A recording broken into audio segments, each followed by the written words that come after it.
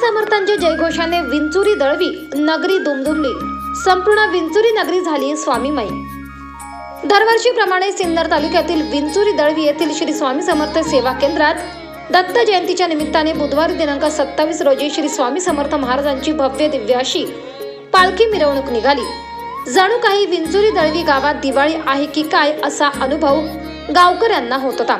संध्याकाळी ठीक 6 वाजता पालखी सोहळ्याला सुरुवात झाली.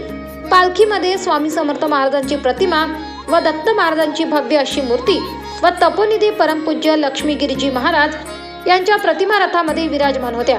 पालखी मार्गातील सर्व रस्ते सेवेकऱ्यांनी पाण्याने धुतलेले होते. गावातील प्रत्येक घरासमोर पालखीचे स्वागत करण्यासाठी रांगोळी काढण्यात आली होती व महिलांनी आपल्या घरासमोर पणत्या लावल्या होत्या. गावातील आबालवृद्ध या पालखी सोहळ्यास उपस्थित होते. यात महिलांची संख्या लक्षणीय होती. फटाक्यांची आतिषबाजी व स्वामी समर्थांच्या जयघोषाने संपूर्ण गावात भक्तिमय वातावरण तयार झाले होते. महिला वर्ग फुगडी व डीजेच्या तालावर ठेका धरताना दिसत होत्या. महिलांनी घराघरात स्वामींच्या पालखीचे औक्षण केले. पालखीची सांगता लक्ष्मणगिरीजी महाराज व्यापारी संकुल येथे राष्ट्रगीताने झाली. हा पालखी सोहळा यशस्वी होण्यासाठी खास करून महिला वर्गाने व इतर सेवेकरांनी मेहनत घेतली.